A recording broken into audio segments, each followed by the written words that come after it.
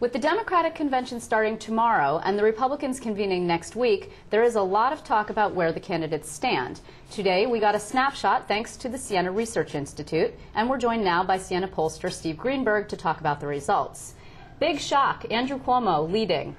You know, that was not the man bites dog story. No, absolutely. Look, Andrew Cuomo is the most popular political figure in New York. He's got a better than 3-to-1 favorable to unfavorable rating.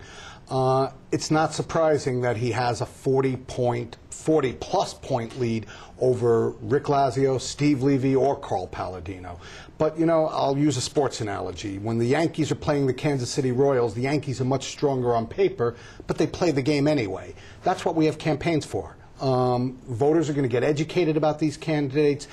Things are going to intervene over the next 160 days that are going to change the way people view these things. Well, and also I expect that the press will probably be tougher this time around because they sort of got caught out in the last gubernatorial election in '06. There was a lot of complaining from the Republicans that they gave Eliot Spitzer a pass, that we gave Eliot Spitzer a pass, and then, you know, he sort of imploded and we didn't give enough time to John Faso. This time I think people are really going to be looking at the Republicans, plus it's a Republican year, so to speak. So let's talk about the Republicans because it's actually more interesting at this point. Andrew Cuomo has no primary opponent. Right. There are three, now actually as of today, four Republicans, one of whom is not in your poll. We did not know about him before we went in the field. Myers Murmel, we should say.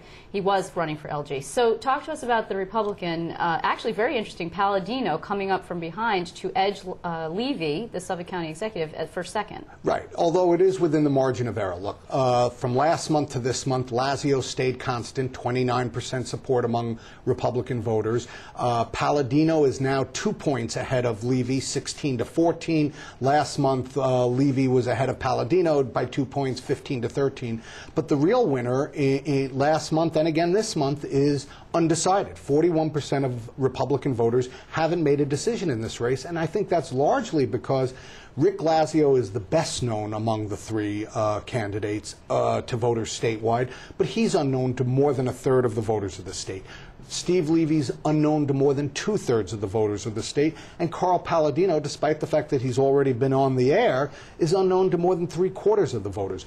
Voters don't focus on politics in May. They'll start to focus as it gets closer. Once it's clear who's on the primary ballot for the Republicans, then Republican voters will pay attention and they'll make a decision. Well, a lot of it really actually is a function of money, and that's part of the problem for Rick Lazio because he really hasn't, up to this point, been able to raise the money. He was at $600,000 and change in January, and all of the subterfuge, really largely thanks to the state GOP chairman, probably hasn't done his fundraising any favors. That would be the guess. I mean, well, I think everyone will be looking in mid-July to see if he was able to raise any money.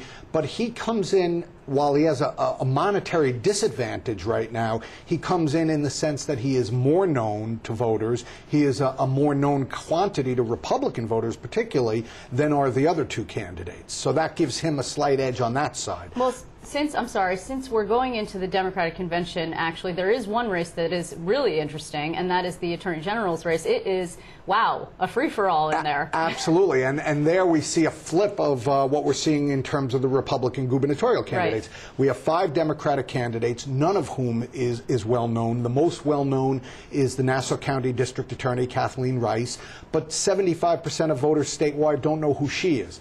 When we did a head-to-head matchup among the 5 candidates, right now, Rice has the early lead. She's got 21% support with the Democratic voters, 9% for Eric Schneiderman, the state senator from Manhattan, 5% for Richard Brodsky, the Westchester assemblyman, and Sean Coffey and Eric Dinalo are under that 5. But 60% of Democratic voters haven't decided in that race Well, there yet. are going to be really 2 functions here. Again, the money issue, and you know, Sean Coffey has said that he's willing to spend $2 million of his own money. So regardless of whether he gets on the ballot at the convention, and the odds on are that he probably won't since he's unknown to most of the rank and file who are going to be voting, he's going to have money to petition his way on. Then after that, it's another function of who Andrew Cuomo is going to endorse. And he has said that he will make an endorsement before the primary, so I think that's going to carry a lot of weight if he has a preferred candidate, a real one. You know, the preference, I mean, the belief now is that it's Rice, but when he actually makes a choice. That will certainly have an impact, although maybe less of an impact than one might think, simply because Andrew Cuomo's name won't be on the ballot in September. Correct. He will No, not good have point. a primary. So the primary turnout is going to be extraordinarily low for the Democrats. True.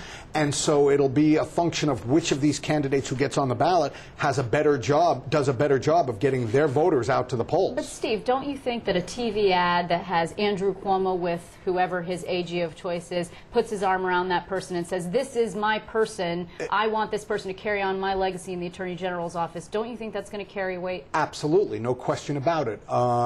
It was Elliot Spitzer with Andrew Cuomo, same commercial 4 years ago. Right. But not until after the primary. Not till after the primary, right. But what I think matters more is who's turning out in this primary. What primary fights are going on, particularly in New York City, for state legislature, assembly, Senate, and other offices, Congress. That will really be the biggest driver of turnout in this primary. So if these AG candidates can hook up with any of those people and generate turnout, that may help them despite a TV commercial. Let's actually talk about the other interesting thing that I found in this poll was Kirsten Gillibrand finally moving in the eyes of New Yorkers. She was stagnant in terms of her approval for a long time. Absolutely. What moved her, do you think? Well, I think, again, you know, she's now been senator for a year and a half, or almost a year and a half.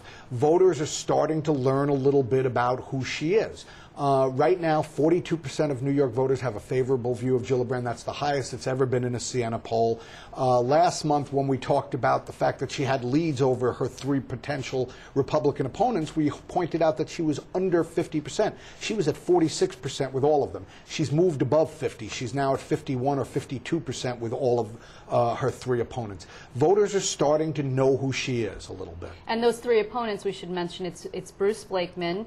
He's a former Long Island legislator. You've Joe Diaguardi, a former Westchester congressman, and you have David Malpass, an economist who worked for Bush 1 and Reagan. So none of these guys are actually particularly well known at all. No, the most well known is Diaguardi because he was in Congress and because of who his daughter is. Well, you should say who she is. Cara Diaguardi from American Idol. American Idol fame is his daughter. She's going to be at the convention, actually. Absolutely. So, no, but these guys are unknown. It's like the gubernatorial candidates, the Democratic AG candidates. Voters are not paying attention. When voters start to pay attention late summer and certainly after Labor Day, these numbers are going to change. Look, Tom DiNapoli has been state controller for 3.5 years. Never been elected. He was appointed to that office, so he has not been through a statewide campaign. He's on your show. He's in the newspaper regularly. I mean, he gets a lot of coverage. Still, 2/3 of voters don't know enough about him to have an opinion. Voters focus when it's time to focus. That's actually interesting because he's got a GOP challenger, Harry Wilson, a neophyte coming in, really unknown. Wilson's the only guy that the Republicans and the Conservatives have managed to agree on. He doesn't have a primary. Everything else in the Republican ticket is contested.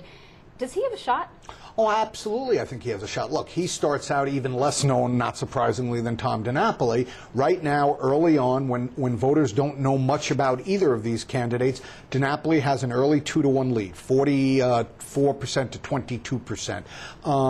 But that's more a function of party than it is anything else. I mean, that's sort of the proportion of Democrats to Republicans in this state.